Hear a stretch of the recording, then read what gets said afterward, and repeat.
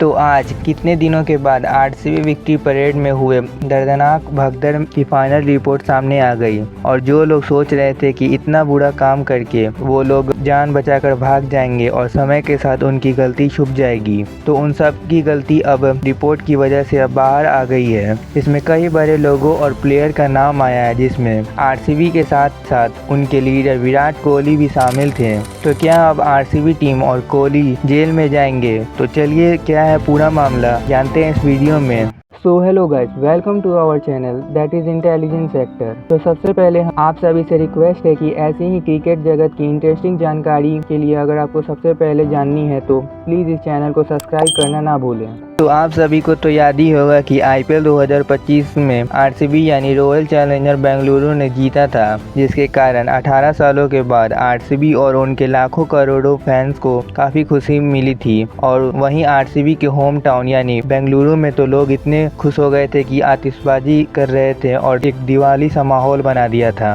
लेकिन किसको पता था कि ये खुशी बस कुछ चंद घंटों की मेहमान है और फिर आरसीबी ने कप जीतने के अगले दिन ही आईपीएल जीतने की खुशी में उन्होंने विक्ट्री परेड या आप कह सकते हो रोड शो टाइप का कुछ प्लान किया और अगले दिन उन लोगों ने वैसा ही किया था, पर परिणाम काफ़ी अलग हुआ, जिसमें उनके परेड में कुल 10 लोगों की भगदड़ से जान चली गई और कई 100 लोगों के इंजर्ड हो चुके थे। इस चीज़ को पता लगाने के लिए कि कैसे ये दर्दनाक हादसा हुआ था, वहाँ की पुलिस ने पूरी जाँच पड़ताल करके रिपोर्ट पब्लिश की है, जिसमें उन्होंने इस भगदड़ के 3 मेजर कारण बताए हैं। पहला आरसीबी फ्रेंचाइजी, दूसरा है कर्नाटका के स्टेट क्रिकेट एसोसिएशन और थर्ड है वहाँ के इवेंट मैनेजर जो इस पूरे इवेंट को प्लान कर रहे थे। और क्यों है इन सभी का नाम, चलिए देखते हैं। तो देखिए, किसी भी रोड शो को करने से पहले किसी भी फ्रेंचाइजी को पुलिस से और वहाँ की गवर्नमेंट से परमिशन लेना होता है, और वो भी कुछ 1 महीने पहले या मैक्स टू मैक्स 1 वीक पहले तो लेना कंपलसरी ही होता है। लेकिन इस रिपोर्ट में बताया जा रहा है कि आरसीबी मैनेजमेंट ने परेड से बस 1 दिन पहले पुलिस को इन्फॉर्म किया था,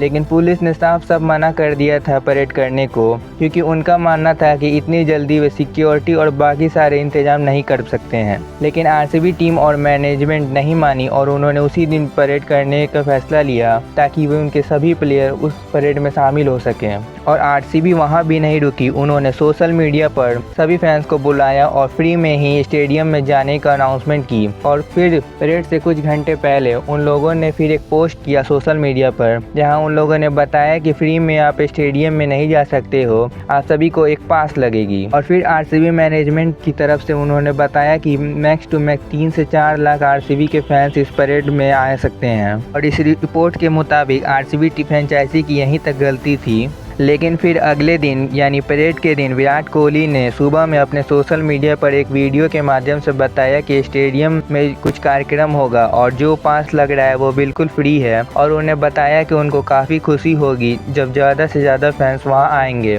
और फिर कोहली के इस वीडियो के कारण जो फैंस की संख्या 2 से 3 लाख थी वो अब बढ़कर 4 लाख से भी ज़्यादा हो चुकी थी। और इस आरसीबी और उनके प्लेयर की डबल पोस्ट को देखकर आरसीबी फैंस को काफ़ी गलतफहमी हो गई, जिसके कारण कई लोग भगदड़ का शिकार हो गए। और कर्नाटका स्टेट क्रिकेट एसोसिएशन और इवेंट मैनेजमेंट की ये गलती थी कि उन्होंने बिना किसी प्रॉपर प्लान, मैनेजमेंट और सिक्योरिटी ना होने के कारण जल्दबाजी में परेड को करने की परमिशन दे दी, जिसके कारण इस भगदड़ के बाद कर्नाटका क्रिकेट एसोसिएशन के हेड यानी प्रेसिडेंट ने रिजाइन कर दिया। ये तो हुई रिपोर्ट की बात, लेकिन इस रिपोर्ट में कोई भी वहाँ की गवर्नमेंट को ब्लेम नहीं कर रहा है, क्योंकि गवर्नमेंट ने तो साफ आरसीबी और इवेंट मैनेजमेंट और वहाँ की क्रिकेट एसोसिएशन और साथ ही साथ वहाँ की पुलिस को भी ब्लेम खुद को इस केस से बाहर कर लिया है। लेकिन परेड की शुरुआत तो उनके राज्यसभा के ऑफिस से ही हुई थी, और स्टेडियम में जो कार्यकाज हो रहा था वहाँ के सीएम और डिप्टी सीएम उस स्टेडियम में भी शामिल थे। और उस 30,000 आरसीबी फैन से भरे हुए स्टेडियम के बीच बैठे होने के कारण उन लोगों ने अपने पास 50 से 60 सुरक्षा कर्मियों को रखा था।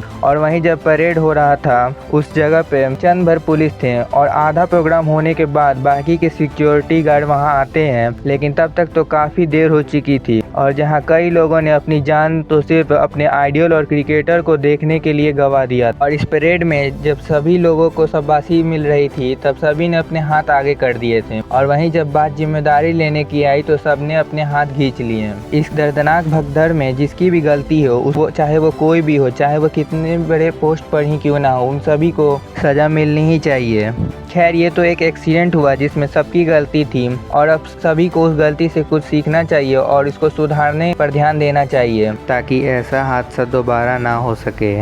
और इस भगदड़ के बाद बीसीसीआई ने कई बड़े नियम बदले और नए नए रूल बनाए ताकि ऐसे दर्दनाक भगदड़ दोबारा न हो पाए। और वो नियम है कि अगर कोई टीम ट्रॉफी जीतती है तो उस टीम को विक्ट्री परेड निकालनी है तो उस टीम को 3 से 4 दिन तक रुकना पड़ेगा, और इस टीम को एक रिटन एप्लीकेशन देना होगा बीसीसीआई और वहाँ के लोकल पुलिस को। और इस शो को मल्टी लेयर सिक्योरिटी में होना कंपलसरी है, और परेड की सही प्लानिंग, मैनेजमेंट और बाकी सभी इंफॉर्मेशन बीसीसीआई के टॉप ऑफिसर को पता होना चाहिए, और बीसीसीआई के अप्रूवल से ही कोई टीम विक्ट्री परेड निकाल सकती है। खैर, तो आप बताइए कि इस रिपोर्ट और बीसीसीआई के नियम के बारे में कि आपके हिसाब से और कौन कौन है इस भगदड़ का कारण, और बीसीसीआई को और क्या क्या नियम लाने चाहिए, कमेंट में ज़रूर बताएं।